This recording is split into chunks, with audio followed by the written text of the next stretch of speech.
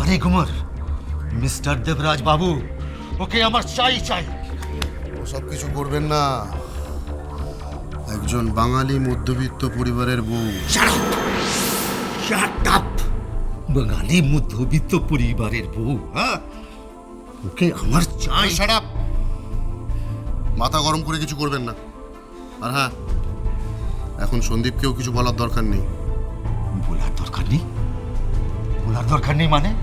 হ্যাঁ, ওকে আপনি নকরি থেকে নিকাল দিয়েছিয়ে বাস। না না না, ওকে চাকরি থেকে ছাড়ানো যাবে না। সবে তো গেম শুরু। আগে আগে দেখিয়ে হোতা হে ক্যা। আপনাকে যে তামাচা মেরেছিল না টাপুর চৌধুরী, দেখবেন একদিন আপনার সামনে এসে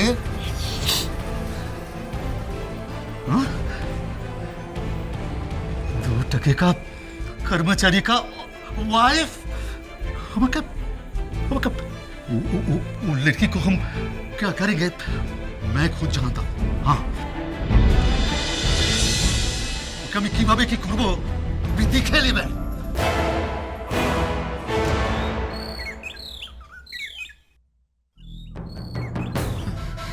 অতি বড় ঘরণী না পায় ঘর, আর অতি বড় সুন্দরী না পায় বর। কথাটা কিন্তু একদম ঠিক মা। আর তোমার বড় মেয়ের হয়েছে ওই একই অবস্থা। যেদিন থেকে ও ওই বাড়িতে পা দিয়েছে সেই দিন থেকে ওই বাড়িতে একটা না একটা কিছু অঘটন ঘটে চলেছে। কই মা, 4.5 বছর ধরে তো আমি ওই বাড়িতে সংসার করছিলাম, আমার বেলা তো এরকম কিছু ঘটেনি। এখন এমন অবস্থা হয়ে দাঁড়িয়েছে যে ও ওর বাড়িটাকেও খেতে চলেছে। কালকে যা করলো ও সন্দীপের মাইনে নিয়ে, মা তুমি ভাবতে পারবে না পিসির গোপালকেও এমন ভাবে জব্দ করেছে না যে সন্দীপ তার জীবনের প্রথম উপার্জন তার মায়ের হাতে তুলে না দিয়ে তার বউয়ের হাতে তুলে দিয়েছে। ছি ছি ছি, লোকে তো যা তা বলছে। এতদিন ওই ছেলের মাথা খেয়েছে তোমার বড় মেয়ে, এবার ওই বাড়িটাকেও খাবে। বাড়ি খাবে মানে? তুমি জানো না মা, ওই বাড়িটা আমাদের বন্ধক আছে।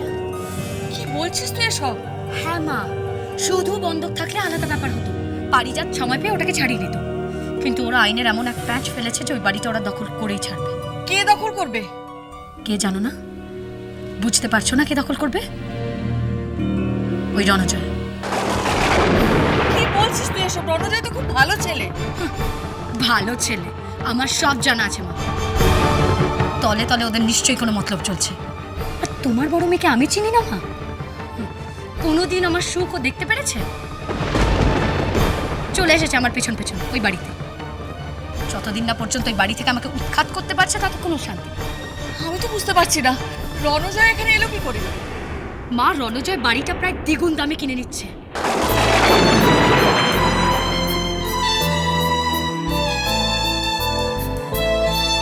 না, আমি নিজে গিয়ে রণজয়ের সঙ্গে কথা বলবো। মা, হ্যাঁ, দরকার পড়লে আমি ঠাকুমার সঙ্গে কথা বলবো। ওনারা দেবতুল্য মানুষ, এই গরিব মায়ের কথা ওনারা ফেলতে পারবেন না, কিছুতেই ফেলতে পারবেন না।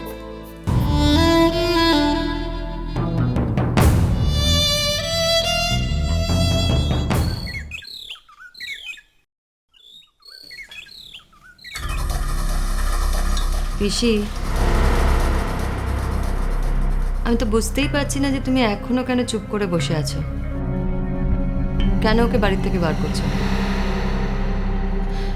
পিসি, তোমার প্রতাপে এই ঘরে, এই বাড়িতে বাঘে গরুতে এক ঘাটে জল খায়।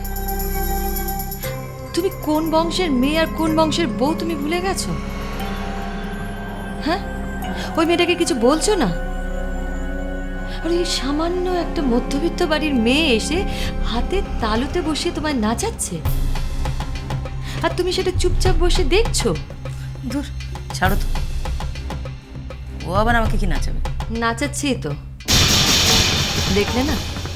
দেখলে না স্যান্ডি কেমন প্রথম মাসের মাইনেটা এনে তোমার হাতে না দিয়ে তার বউয়ের হাতে দিল। আমি তো ভাবতেই পারি না। আর তুমি কিনা গোপাল সেবা করো সারাক্ষণ। আর তোমার নিজের গোপাল যে তোমার হাতের মুঠোর থেকে বেরিয়ে যাচ্ছে সেটা বুঝতে পারছো? হ্যাঁ, ওকে আটকাবার চেষ্টা করো, বুঝেছো?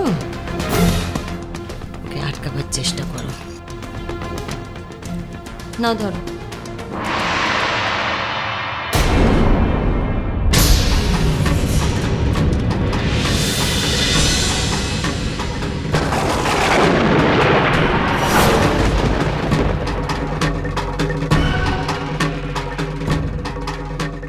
কি ব্যাপার বামেদি?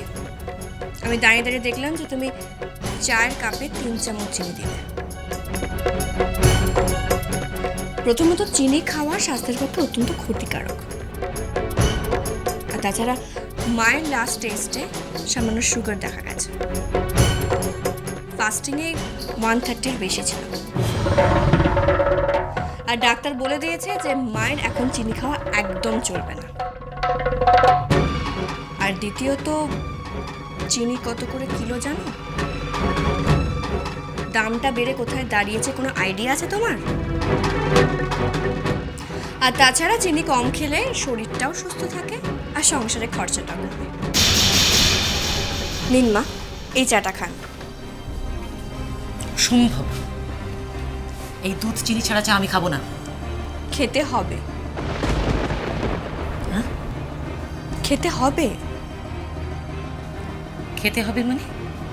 দেখো, খাওয়ার মধ্যে খাই একটু মিষ্টি, সেটা তুমি বন্ধ করে দিয়েছো। এখন চায়ে চিনি দেবে না বলছো। খাবোটা কি?